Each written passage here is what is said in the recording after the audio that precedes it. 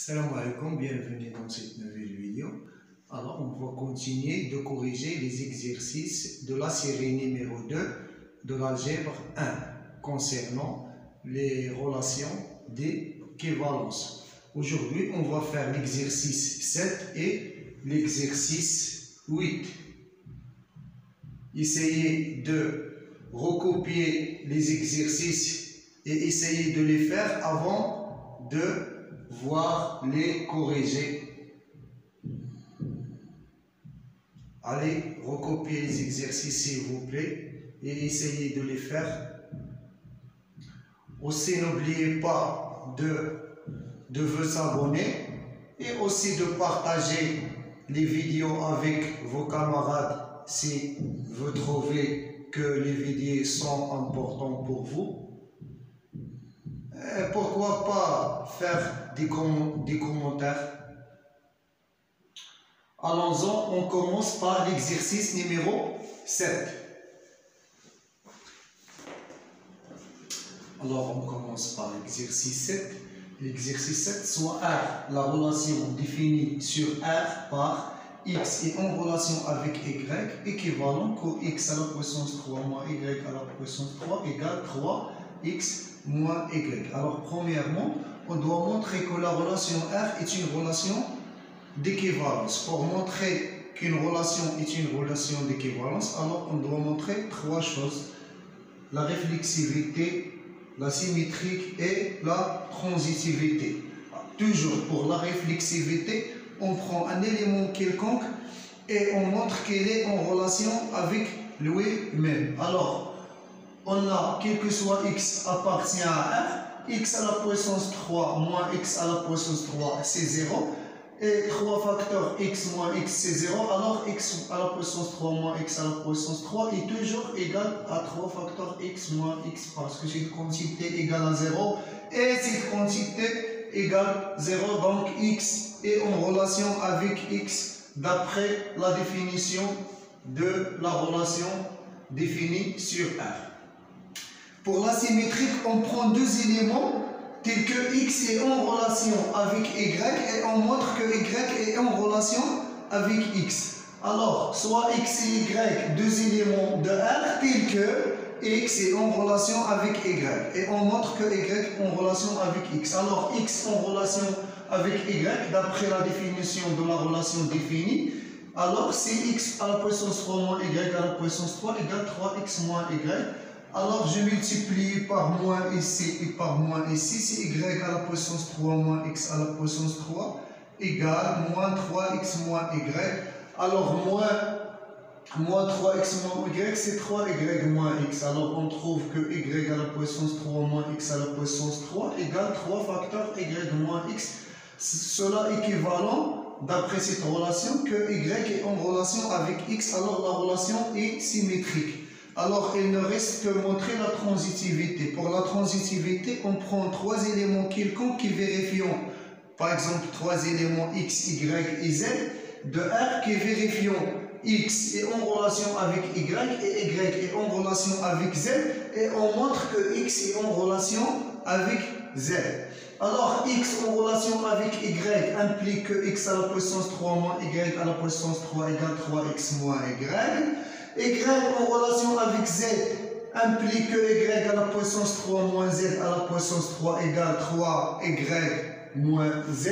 Alors, si je fais la somme côté par côté, alors j'élimine y à la puissance 3 et je trouve x à la puissance 3 moins z à la puissance 3.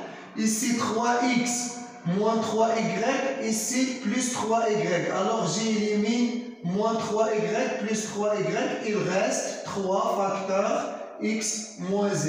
Alors x à la puissance 3 moins z à la puissance 3 égale 3x moins z, équivalent que x est en relation avec z. Alors on a bien montré les trois propriétés d'équivalence. Alors conclusion, R est une relation d'équivalence sur R. Maintenant, on doit donner la classe d'équivalence d'un élément quelconque x de R. Alors, soit x un élément de R donné. Alors, on doit chercher les classes d'équivalence de x. Alors x c'est comme un élément qui est donné. Alors c'est quoi les classes d'équivalence de x? Alors la classe d'équivalence soit en mode classe de x, soit x bar, c'est l'ensemble des éléments y appartenant à R tel que x est en relation avec y. Alors c'est l'ensemble des éléments y tel que x en relation avec y équivalent que x à la puissance 3 moins y à la puissance 3 égale 3x moins y. Alors x à la puissance 3 moins y à la puissance 3 c'est x moins y facteur x carré plus xy plus y. Alors et 3xy, alors je la mettrai là à l'autre côté, c'est moins 3x moins y. Je factorise par x moins y. Alors, c'est l'ensemble des éléments y de R, tels que x moins y, tels que facteur y au carré, plus xy, plus x au carré, moins 3 égale à 0. Ici, x, c'est un élément donné. Alors, l'inconnu ici, l'inconnu, ce que je cherche, c'est l'ensemble des éléments y. Alors, l'inconnu, c'est y. Ici, x, c'est comme un élément donné, comme un paramètre. D'accord? Alors, on doit résoudre cette équation d'inconnu y. Alors, x moins y, cette équation est équivalente que x moins y égale à 0, c'est-à-dire y égale à 0, ou bien y au carré plus xy plus x au carré moins 3 égale à 0. Alors, c'est trinom, alors le discriminant c'est b au carré, b c'est x, dans ce cas b c'est x, alors c'est x au carré moins 4, a c'est 1, et c c'est x au carré moins 3. Alors c'est moins 3x au carré plus 2, c'est moins 3x au carré moins 4. Alors je dois chercher quand le discriminant est positif, quand strictement, quand il est négatif strictement et quand égal à 0. Alors, j'ai fait un petit tableau. Alors, x au carré moins 4, alors toujours négatif entre moins 2 et 2, et égal à 0 dans 2 et 2. Et ici, positif, positif, alors moins 3x au carré moins 4, alors c'est le discriminant, il est négatif dans l'intervalle moins l'infini moins 2, et union 2 plus l'infini est positif dans cet intervalle et égal à 0 dans moins 2 et 2. Alors on doit traiter chaque cas. Premier cas, alors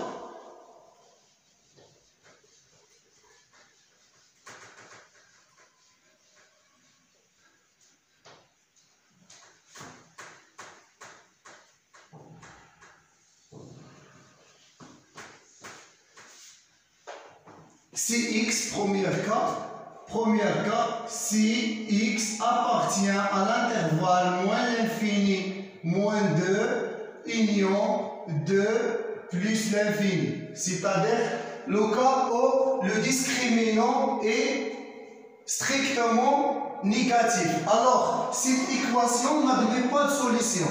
Alors, l'équation y au carré plus xy plus x au carré moins 3 n'admet aucune solution. Alors, il reste l'élément y qui est égal à x. Alors, dans ce cas, la classe d'équivalence de x égale à x lui-même. D'accord? La classe d'équivalence de x, c'est le singulaton x. Parce que cette équation n'admet aucune solution. D'accord? Alors, notre cas, si x égale moins 2. Alors, si x égale à moins 2, alors dans ce cas, delta égale à 0, alors il admet une solution si moins b sur 2a moins b.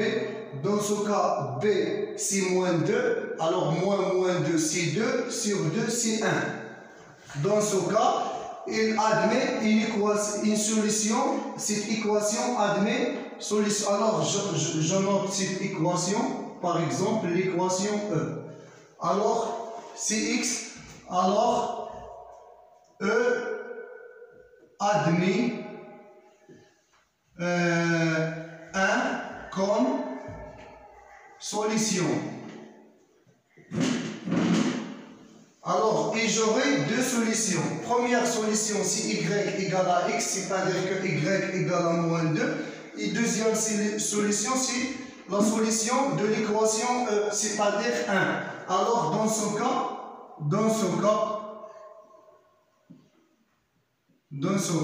classe de x égale, ou bien on a prenez x égale à moins 2, classe de moins 2 égale c'est moins 2, 1. D'accord? Alors, troisième cas, c'est la même chose. Si x égale à 2, alors E admis. Alors, si x égale à 2, alors le discriminant est égal à 0. Alors, c'est moins 2 sur 2. Alors, il a admis moins 1 comme solution. Alors, E admis moins 1 comme solution. D'accord? Alors, cette équation admet moins 1 comme solution. Et on a toujours y égale à x est une solution. Donc, la classe d'équivalence de 2, dans ce cas, c'est 2, lui-même, et moins 1. Alors, il ne reste qu'un seul cas. Alors, entre moins 2 et 2, si x appartient à l'intervalle ouvert moins 2 et 2, alors E admis comme solution de solution y1, alors E admis deux solutions parce que le discriminant est strictement positif dans cet intervalle moins 2 et 2, deux solutions, lesquelles si y1 qui est égal moins b, c'est moins y, c'est moins x, alors c'est moins x, moins b c'est x, b ici c'est x, c'est moins x, moins racine de delta, c'est moins 3x au carré moins 4, il est positif dans cet intervalle, moins 3x au carré moins 4 sur 2, et y2 égale, c'est moins x, plus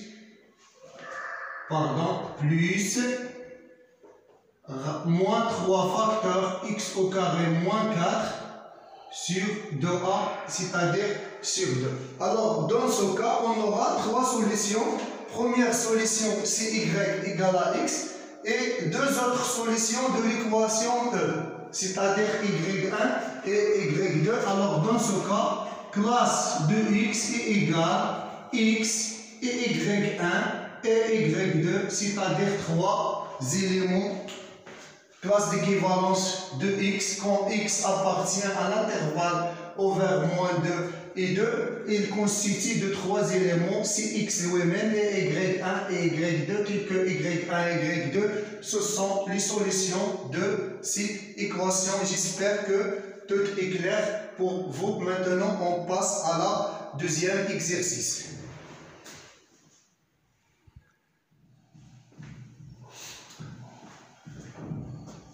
Alors, l'exercice 8, on définit sur Z la relation R définie par x en relation avec y, équivalent que x au carré congrue y au carré modulo 5. Qu'est-ce que ça veut dire x au carré congrue y au carré modulo 5? C'est équivalent qu'il existe x en relation avec y existe équivalent qu'il existe un élément k de z tel que x au carré moins y au carré égale à 5k. Alors, cette écriture équivalent à cette écriture. D'accord? Premièrement, on doit montrer que R est une relation d'équivalence.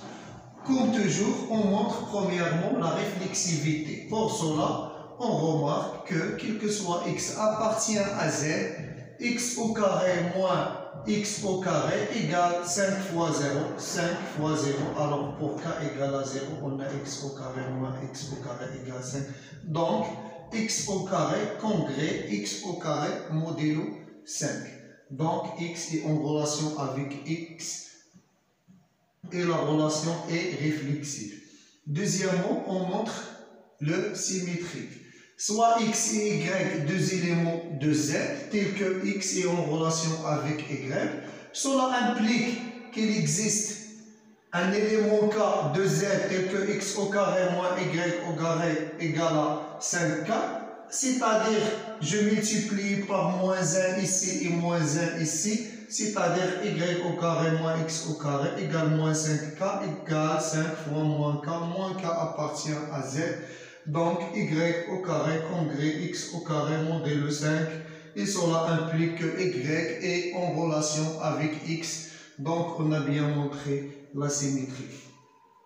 Pour la transitivité, on prend toujours trois éléments x, y, z qui vérifient x est en relation avec y et y en relation avec z. Alors, qu'est-ce que ça veut dire x en relation avec y? Ça veut dire qu'il existe un élément k tel que x au carré moins y au carré égale à 5k. Et qu'est-ce que ça veut dire y en relation avec z? C'est-à-dire qu'il existe k' de z tel que y au carré moins z au carré égale 5k'.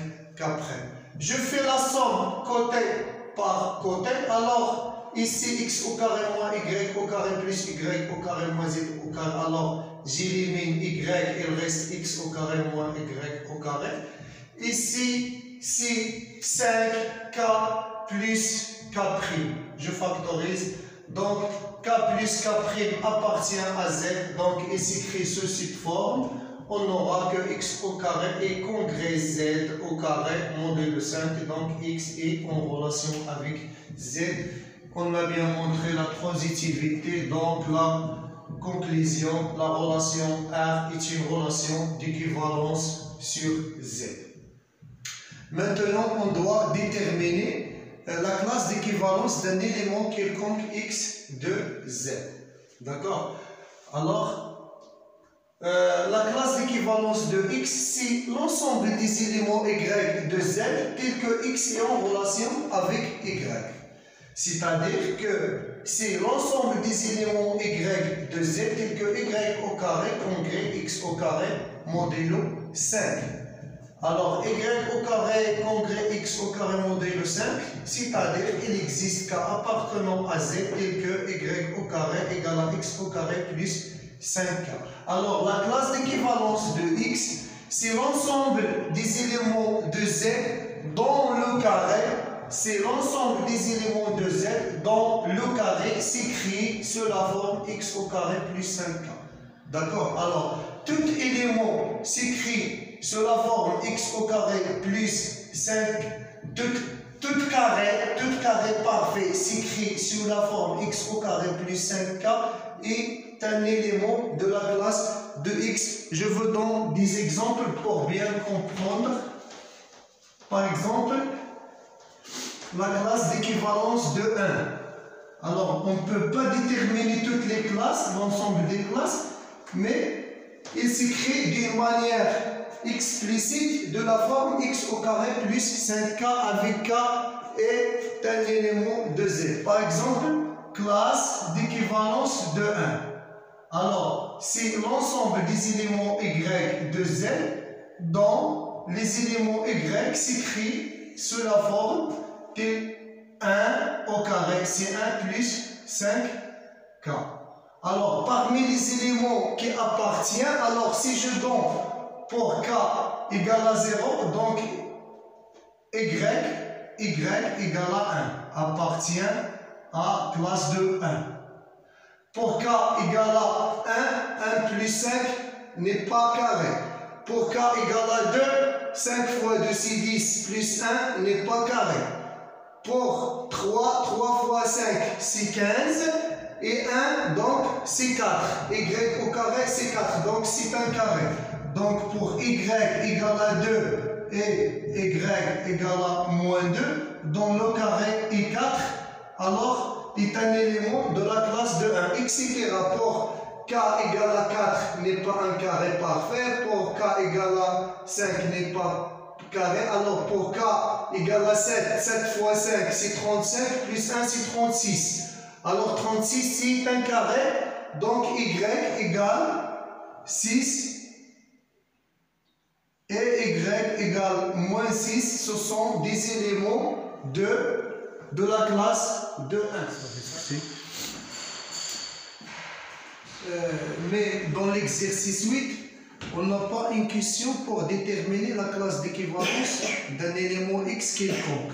Mais on a fait la classe d'équivalence d'un élément quelconque x, c'est juste pour savoir comment déterminer les classes d'équivalence. Alors, la question c'est de déterminer l'ensemble quotient Z sur R d'une manière explicite. D'accord? On doit déterminer l'ensemble quotient Z sur R. Alors, pour cela, on prend un élément quelconque x de Z et on fait la division euclidienne de x au carré sur 5. D'accord? Pour n'importe quel élément de Z, on fait la division euclidienne de x au carré sur 5. Alors, on trouve 5 cas. Alors, premièrement, on trouve qu'il existe pour chaque x, il existe une unique couple KR de Z fois n tel que x au carré égale à R plus 5K. Alors, si on fait la division euclidienne de x au carré sur 5, alors forcément, on trouve ici une quotient et il reste R. R est toujours inférieur strictement à 5. Donc, on trouve un couple KR tel que x au carré égale à R plus 5K et R entre 0 et 5 strictement. Alors, R peut être soit 0, 1, 2, 3 et 4. D'accord? Alors, si R égale à 0, alors dans ce cas, si x au carré égale à 5K, dans ce cas, on n'aura que x au carré et congrès 0 modulo 5 et cela implique que x appartient à la classe d'équivalence de 0. D'accord? Si x au carré pour R égale à 1 égale à 1 plus 5K, alors on n'aura que x au carré et congrès 1 modulo 5. Donc x au carré est en relation avec 1. Donc x appartient à la classe d'équivalence 1. Et pour R égale à 2, on trouve que x au carré égale à 2 plus 5K. Donc x au carré congrès 2 modulo 5, c'est-à-dire que x est en relation avec 2. C'est-à-dire que x appartient à la classe d'équivalence de 2. Etc. pour x, pour R égale à 3 et pour R égale à 4 aussi, on trouve que x au carré égale à, dans le cas où R égale à 4, on trouve que x carré égale à 4 plus 5K. Donc x au carré congrès 4 modulo 5, c'est-à-dire que x est en relation avec 4, c'est-à-dire x appartient à 4, à la classe d'équivalence de 4. C'est-à-dire que les classes, l'ensemble de ces classes d'équivalence ou bien l'ensemble quotient Z sur 1, c'est l'ensemble 0 bar, 1 bar, 2 bar, 3 bar, 4 bar. Parce que quel que soit x appartient à Z, x au carré s'écrit soit cette forme, soit sous cette forme, soit sous cette forme, soit sous cette forme, soit sous cette forme. Alors, il y a 5 cas possibles. Premier cas signifie que x appartient à 0 bar. Deuxième cas signifie que x appartient à 1 bar, etc. Donc l'ensemble quotient c'est exactement 0 bar, 1 bar, 2 bar et 3 bar, 4 bar. C'est fini pour cette vidéo. Alors vidéo prochaine, Inch'Allah, on va essayer de terminer la série numéro 2 de l'algèbre 1. À très bientôt.